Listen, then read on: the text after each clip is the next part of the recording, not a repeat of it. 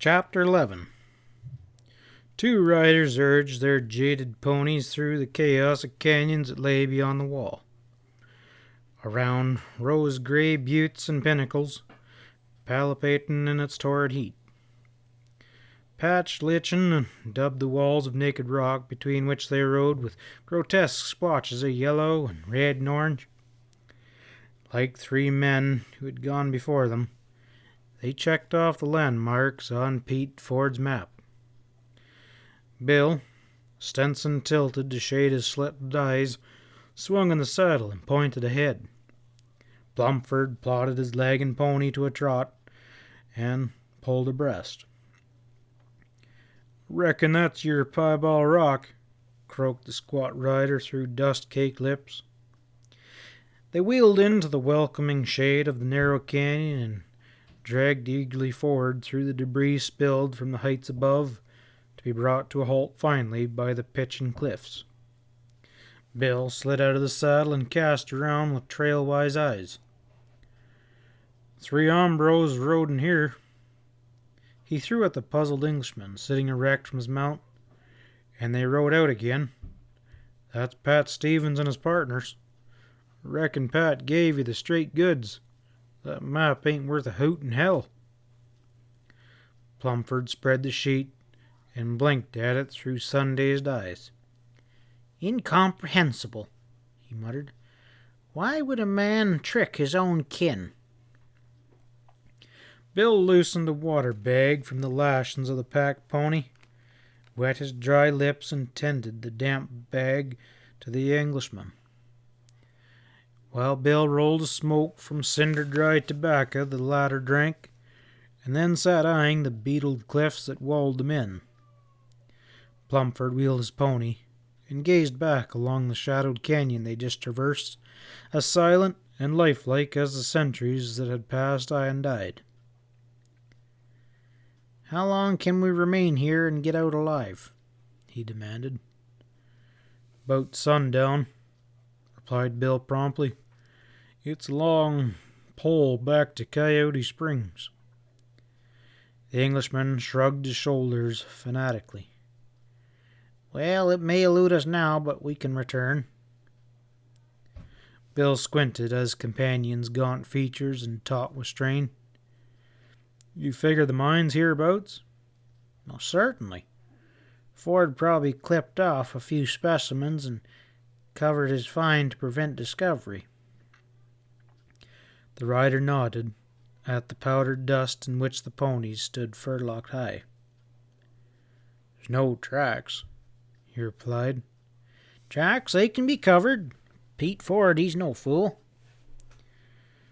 "Well, you can't hogswiggle Pat Stevens," objected the squat rider sternly.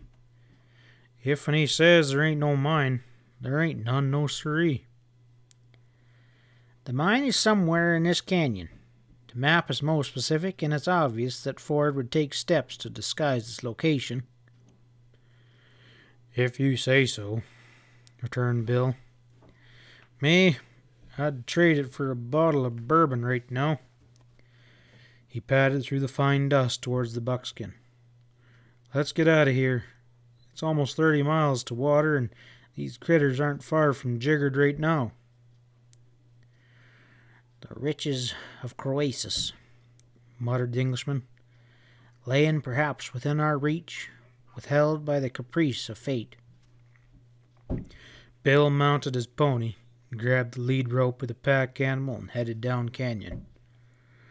Reluctantly, Plumford followed, eyeing the somber walls. At a walk, they hit the back trail and worked northward until they reached the twisted rock-ribbed stretch that Pete called Snake Valley in his map. From here they held their course and that led westward toward the apparently unbroken stretch of the wall. As they drew close, the cut that ripped through the barrier showed dark. Dust-shrouded figures appeared ghostly in the dim light. They pushed between the bastions a gap and merged into the blinding sunlight again. Westward rolled Alkali Plain, purpled into distance. Afar, the shaft of needle rock thrust upward high. They turned southward, angling away from the wall, two specks upon the grey infinity, huddled against and upon their slow toiling ponies. Bill ahead relaxed in the saddle as though half asleep. Plumford, silent and preoccupied, straight as a ramrod, mused over their riches that eluded his grasp. The squat rider checked his pony. "You see what I see?" His pointed finger indicated the plains ahead, simmering high through the heat waves. Plumford squinted beneath his levelled hand. A succession of black dots, strung out, alternately appeared and dipped from view as they breasted the low ridges. The Englishman unbuckled his saddlebag and drew out a pair of glasses and focused them. "It's beastly difficult to distinguish anything through this ungodly sun glare," he grumbled. "But they be horsemen undoubtedly. 5, I would say, perhaps 6. "Well, it's a free country." Bill kneed his buckskin and yanked the lead rope on the dragon-back pony. "But I sure weren't expecting company in these parts." Again they drifted forward. Slowly the two parties drew together. Bill, with his needle rock indicating on his mind, kept his eyes on the approaching string of riders. Their ponies were plain now, heads nodding as they toiled over the undulating plain. 4 horsemen pulled away from the cascade. They fanned out, sweeping towards the 2 prospectors. Bill could see their arms rising and falling as they quirted their ponies into a gallop. The remaining pair commenced to pull off westward in a wide circle. A sudden premonition struck Bill. If this was the gang Pat claimed had hijacked the Mirage mine, trouble lay ahead. Trouble plenty. 2 dead men in the barrens would tell no tales. They dipped into a swale, and the approaching horsemen were hidden. Bill pulled up and tumbled briskly out of the saddle and yanking his Winchester from the boot. "Are you healed?" he flung at the Englishman. The latter still sat his pony, perplexity mirroring in his eyes as he followed Bill's actions. "Surely you don't believe those men have hostile intent? Why, we're strangers. Why should they assail upon us?" A slug screamed overhead. "This is banditry," ejected Plumford. He pulled a short-barreled .38 Derringer from beneath his arm. "Better save it," grunted Bill. "It sure won't help now." He stumbled forward up the short slope ahead. "You hold the horses," he yelled over his shoulder, and below the crest he flattened and crawled forward. The encircling riders were not 500 paces distant, sweeping closer every moment. Dark features, indistinct, beneath spreading sombreros, they thundered up and down the swales, apparently bent upon riding their quarry down in one overwhelming charge. Bill cuddled the Winchester against his shoulder and sighted on the foremost rider astride a flea-bitten grey. He squeezed the trigger, levered, and swung the barrel in a short arc to cover the next in line. As the rifle cracked, a yell in the rider's throat was throttled into a strangling scream. He swayed and slid sideways, his body hit the ground, boot hanging up in the stirrup. The pony reared, wheeled, and bolted, dragging the bumping body. Again Bill's gun barked. A pony crashed, catapulting its rider. He rolled in a ball, gaining his feet, and scuttled like a rabbit over a ridge and disappeared from view. "Splendid," approved a voice in Bill's ear. "Get back to the horses," growled the rider. "This ain't no rodeo." The 2 surviving riders circled away from the deadly gun, dipping below one of the low ridges that gridironed the plain, and vanished. Bill wriggled backwards, leaving his Stenson on the crest of the rise. Waving Plumford back to the bunching ponies, he crawled to another position to the left and peered through a clump of sagebrush. The Englishman again commenced to mount the slope, grasping the derringer. "For God's sakes, get back!" growled Bill. "That hideaway ain't no more use than a pea-shooter." With an angry frown, Plumford moved down again. Bill bellied against the heated ground, waiting. Silence lay like a shroud upon the arid plain. Nothing stirred save the two riders far out, plugging steadily northward. A bullet droned, and the report hit his ears. 10 paces away, his hat jerked. The rider raised his head to trace the source of the slug. Another chunk of lead sprang off a rock a foot from his nose, spraying chips into his face. Again he pulled back and snaked down to the foot of the slope. That last shot came from his left. As the attackers outflanked them, he told himself grimly, they were in a real jackpot. He hit for Plumford, standing discordantly with the ponies. "We gotta trick those Jaspers. When I stick my fin up, you mosey up the bank and loose a shot or two, but keep your head down." Bending down low, dust smothered and sweat smeared, he ran down the gully. For 100, 200 paces he panted along, turning, and held his arm high. He saw the Englishman commence to crawl up the bank, and then Injuned up himself. If he had figured right, he should be on the flank of their assailants. Cautiously, screened by the light growth of sage and burdock, Bill raised his head over the crest. Plumford's derringer cracked. A Winchester barked viciously somewhere northward, and again came the report of the Englishman's iron. Not 50 paces to Bill's right, a rifle sprang in swift reply. The rider's broad mouth quirked in a humorless grin as he eyed a faint puff of blue smoke curling above the line of the swale. Beneath it, he caught the rays on blued steel barrel, the outline of blue-clad shoulder. Carefully, he drew a bead and squeezed the trigger.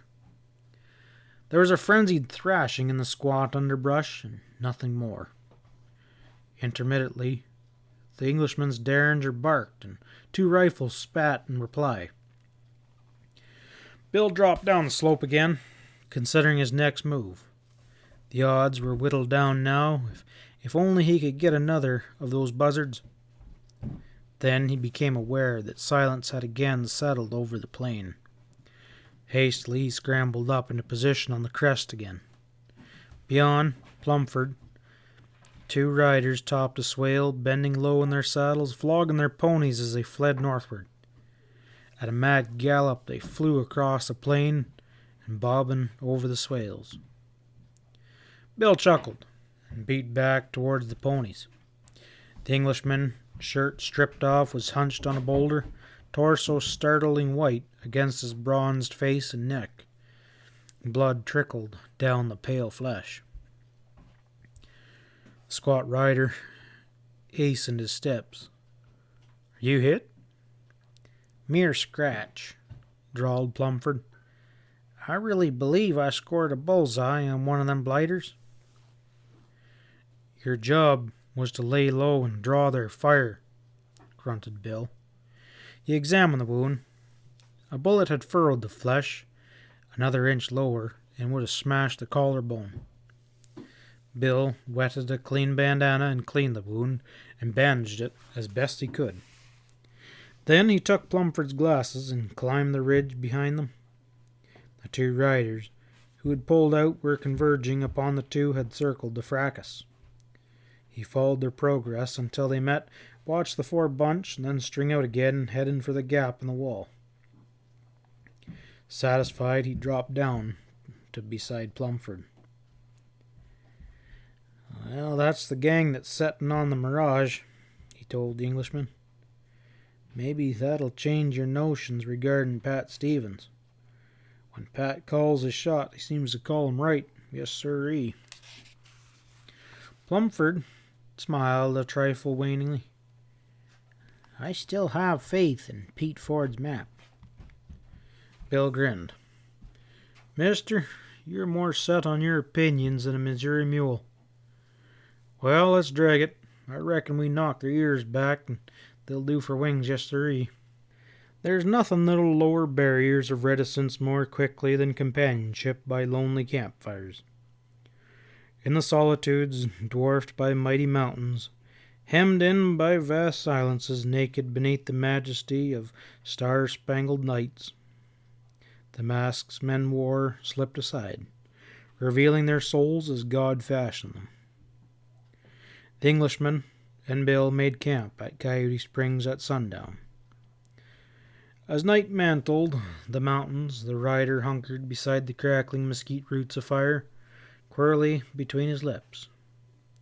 Plumford reclined against his saddle, chewing the stem of his blackened briar. Bill broke a long silence. I reckon Mamie spilled plenty when you told her I was sidetracked with the shindig. Not a word, old chap, but her eyes, they spoke volumes, and she slammed the door. Take heed, my friend. Hell hath no fury like a woman scorned. I ain't scorned the girl, protested the squat rider. I just don't hankerin' to take her to that Wheeler dance. Why don't you kill that Todd Rakestraw? Demanded Plumford abruptly. Bill glanced up quickly. Just like that. Like I was ordering a drink. I don't kill that way. I gotta get warmed up. Well, he's a skunk of the first water, returned the other coolly, and he'll certainly kill you if you don't get him first. Bill ruminated his thoughts on that shot in Danville. That's true, he agreed. That Todd, he's on the prod. Reckon we'll match Cutter sometime. That don't appear to be the Rakestraw's method, observed Plumford thoughtfully. He has a devilish mind. He's not the type to take a chance if he can have a sure thing. You may not be aware that he shot, or perhaps murdered is the correct term, 3 men in New Mexico. It became a trifle too hot down there, and he drifted into Colorado. His poker betrays his character. Marked cards and cheap trickery. That fool tried to fool me. Well, you ain't no slouch at poker yourself. Bill eyed his companion curiously.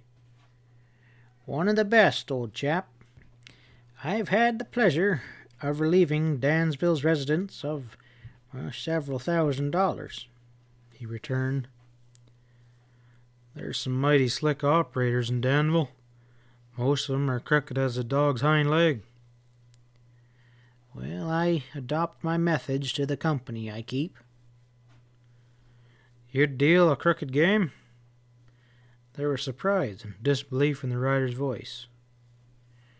When in Rome, do as Rome does. Ethics are for fools, to be explicit. The end justifies the means. I can't say that we see eye to eye on that, declared Bill. Did Rakestraw win the W bar ethically? Taunted the other. I should say not. He has boasted in every Danville bar that he has tricked you. You, my dear boy, have the ethics. He has the ranch. Yeah, murmured Bill. But that hand ain't played out yet. Well, be weary, old chap. He may take the final trick, and I fear that fiery-eyed Mamie will urge him on. And by the way, he threw in irrelevantly, what is your theory regarding the murder of Pete Ford? The rider glanced up at him sharply, then gazed at the glowing fires. I wouldn't know, he finally replied with curt finality. End of chapter 11.